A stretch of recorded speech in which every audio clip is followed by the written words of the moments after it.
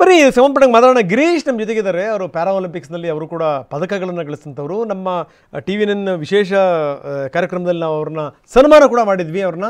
ಗಿರೀಶ್ ನಮ್ಮ ಜೊತೆಗಿದ್ದಾರೆ. ಗಿರೀಶ್, ನಾನು ಧ್ವನಿ ಕೇಳ್ತಾ ಇದ್ದೀನಿ ಅಂತ ಭಾವಿಸ್ತೀನಿ. ಬರೀ 100 ಗ್ರಾಮ್ ವಿನೇಶ್ ಫೋಗಟ್ ಅವರ ಕತೆ ನಿಮಗೆ ಗೊತ್ತಾಗಿದೆ ಅಂತ ನಾನು ಭಾವಿಸ್ತೀನಿ. ಬರೀ 100 ಗ್ರಾಮ್ನಿಂದ ವಿನೇಶ್ ಫೋಗಟ್ ಈಗ ಅನರ್ಹರಾಗಿದ್ದಾರೆ. ಏನಂತೀರಿ ಸರ್?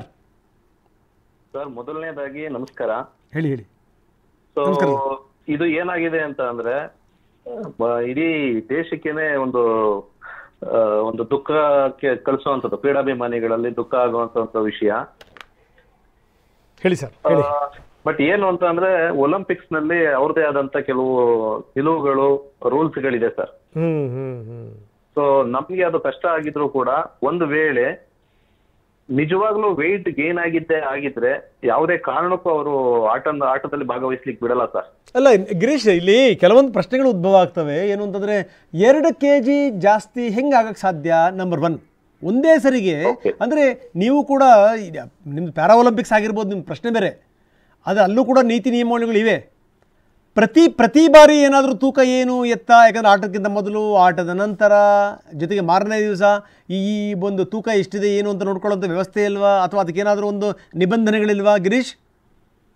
ಸರ್, ಪ್ರತಿ ಒಂದು ಕಾಂಪಿಟೇಷನ್ ಬಿಫೋರ್ ಅಂದ್ರೆ ಅವರು ಯಾವಾಗ ಆ ಒಂದು ಕುಸ್ತಿ ಇದಕ್ಕೆ ಹೋಗ್ತಾರಲ್ಲ ಸರ್, ಕೋರ್ಟ್ಗೆ, ಅದಕ್ಕಿಂತ ಮುಂಚೆ ಅವ್ರ ತೂಕನ ಚೆಕ್ ಮಾಡಿನೇ ಕಾಂಪಿಟೇಷನ್ ಬಿಡ್ತಾರೆ.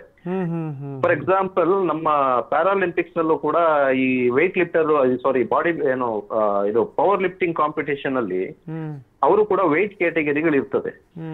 ನಾನು 2012 ಲಂಡನ್ ಪ್ಯಾರಾಲಿಂಪಿಕ್ಸ್ ನಲ್ಲಿ ಭಾಗವಹಿಸಿದ ಸಂದರ್ಭದಲ್ಲಿ ಸುಮಾರು 1 ವಾರದ ಅವಧಿನಲ್ಲಿ 10 kgಗಳನ್ನ ಕರಗಿಸ್ಬಿಟ್ಟು ಅವರು ಆ ಮ್ಯಾಚ್ ಮಾಡಿ ಕಾಂಪಿಟೇಷನ್ ಪಾರ್ಟಿಸಿಪೇಷನ್ ಮಾಡಿದ್ರು. ಸೊ ಹಂಗಾಗಿ ಅದು ನಾವು ಅದನ್ನ ಎಲ್ಲೋ ಒಂದ್ ಕಡೆ ಅಥ್ಲೀಟ್ ತಪ್ಪಾಗುತ್ತೆ. ಯಾಕೆಂದ್ರೆ ಸಾಮಾನ್ಯವಾಗಿ ನಮ್ಗೆ ಡೌಟ್ ಬರೋದು ಸಹಜ.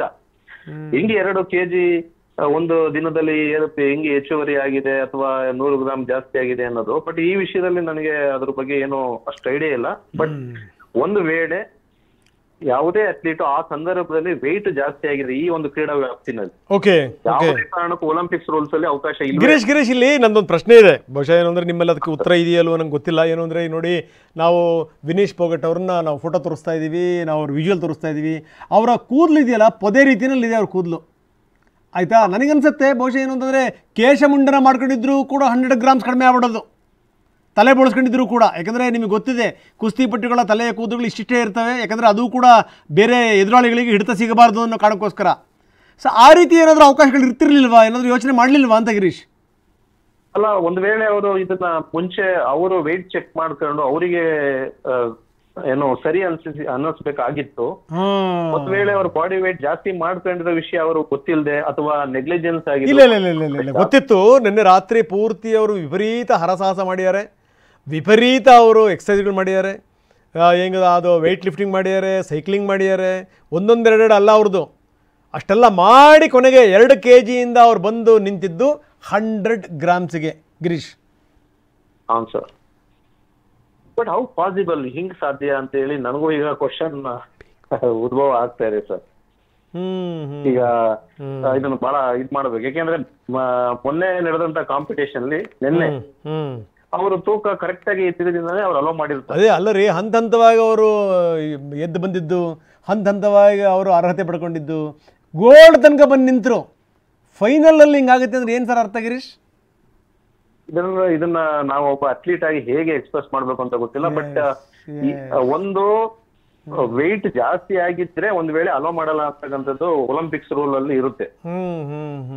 ಆ ಪ್ರಕಾರವಾಗಿ ಮಾಡ್ತಾ ಇದ್ದಾರೆ. ಬಟ್ ಇಂಟರ್ನಲ್ ಏನಿದೆಯೋ ಅದು ಅಲ್ಲೇ ಗೊತ್ತಿಲ್ಲ ಸರ್. ಇಲ್ಲ, ಇಂಟರ್ನಲ್ ಅಂತ ಹೇಳೋದ್ರ ಮುಖಾಂತರ ನಾವು ಯಾವ್ದು ಬೇರೆ ಸಂದೇಶ ರವಾನಿಸ್ಬಿಡಬಾರ್ದು.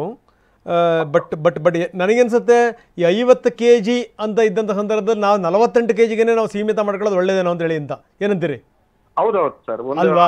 ಯೂಶುವಲಿ ನಾವು 2 kg ಕಡಿಮೆನೆ ಮೇಂಟೈನ್ ಮಾಡ್ಬಿಟ್ರೆ ಒಳ್ಳೇದು ಅಲ್ವಾ? ಒಳ್ಳೇದು. ಇನ್ನೊಂದು ಎಕ್ಸಾಂಪಲ್ ನಾನು ನಿಮ್ಗೆ ಒಂದ್ ಸೆಕೆಂಡ್ ಅಲ್ಲಿ ಹೇಳ್ತೀನಿ. ಹೇಳಿ. 2016 ರಿಯೋ ಪ್ಯಾರಾಲಿಂಪಿಕ್ ಗೇಮ್ಸ್ ಸಂದರ್ಭದಲ್ಲಿ ಈ ಕಾಂಪಿಟೇಷನ್ ಒಳಗಡೆ ಎಂಟರ್ ಆಗ್ತೀವಿ. ಅಂದ್ರೆ ಅಲ್ಲಿ ನಾವು ಅಧಿಕೃತ ಕಾಂಪಿಟೇಷನ್ ವಿಲೇಜ್ ಇಂದ ನಾವು ಕರ್ಕೊಂಡು ಹೋದ ತಕ್ಷಣ ನಮ್ಗೆ ಅಲ್ಲಿ ವಾರ್ಮ್ ಅಪ್ ಮಾಡ್ಕೊಳ್ತಾ ಇರ್ತೀವಿ. ಅವರ ಆ ಒಂದು ಒಳಗಡೆ ನಾವು ಅಲ್ಲಿ ಎಂಟ್ರಿ ಹೋಗ್ತೀವಲ್ಲ, ಅಲ್ಲಿ ಬರೀ 30 ಸೆಕೆಂಡ್ ಡಿಲೇ ಆಗಿದ್ದಕ್ಕೆ ರಿಯೋ ಪ್ಯಾರಾಲಿಂಪಿಕ್ಸ್ ಅಲ್ಲಿ ಚಿನ್ನ ಗೆಲ್ಬಹುದಂತ ಒಬ್ಬ ಇಂಡಿಯನ್ ಅಥ್ಲೀಟ್ಗೆ ಅವಕಾಶ ಕೊಡೋದೇ ಇಲ್ಲ. 30 ಸೆಕೆಂಡ್ ಡಿಲೇ ಆಗಿದ್ದಕ್ಕೆ ರಿಯೋ ಪ್ಯಾರಾಲಿಂಪಿಕ್ಸ್ ಅಲ್ಲಿ ಚಿನ್ನ ಗೆಲ್ಬಹುದಂತ ಒಬ್ಬ ಇಂಡಿಯನ್ ಅಥ್ಲೀಟ್ಗೆ ಅವಕಾಶ ಕೊಡೋದೇ ಇಲ್ಲ. 30 ಸೆಕೆಂಡ್ ಡಿಲೇ ಆಗಿದ್ದಕ್ಕೆ ರಿಯೋ ಪ್ಯಾರಾಲಿಂಪಿಕ್ಸ್ ಅಲ್ಲಿ ಚಿನ್ನ ಗೆಲ್ಬಹುದಂತ ಒಬ್ಬ ಇಂಡಿಯನ್ ಅಥ್ಲೀಟ್ಗೆ ಅವಕಾಶ ಕೊಡೋದೇ ಇಲ್ಲ. 30 ಸೆಕೆಂಡ್. ನೆಕ್ಸ್ಟ್ ಟೋಕಿಯೋ ಒಲಿಂಪಿಕ್ಸ್ ಅಲ್ಲಿ ಬ್ರಾಂಜ್ ಮೆಡಲ್ ಮಾಡ್ತಾನೆ ಸುಂದರ್ ಸಿಂಗ್ ಗುರ್ಜಾರ್ ಅಂತ ಹೇಳಿ. ಈ ವಾಸ್ ಎ ಟಾಪ್ ರ್ಯಾಂಕ್ ಅಲ್ಲಿ ಇರ್ತಾನೆ. ಅವನು 30 ಸೆಕೆಂಡ್ಸ್ ಲೇಟ್ ಆಗಿ ಹೋಗಿ ರಿಕ್ವೆಸ್ಟ್ ಮಾಡಿದ್ರು ಒಳಗಡೆ ಅಲೋ ಮಾಡಿಲ್ಲ. ಆನ್ ಟೈಮ್ಗೆ ಇವೆಂಟ್ ನಡಿಬೇಕು ಸರ್. ಆನ್ ಟೈಮ್ ಬಿಟ್ಟು, ಯಾಕೆ ಅಂದ್ರೆ ಮಳೆ ಬರ್ಲಿ ಗಾಳಿ ಬರ್ಲಿ ಏನೇ ಬರ್ಲಿ ಯಾವ ಇವೆಂಟ್ ಸ್ಟಾಪ್ ಮಾಡಲ್ಲ. Yes Girish, thank you very much Girish, ನಿಮಗೆ ಮಾತಾಡೋದಕ್ಕೆ.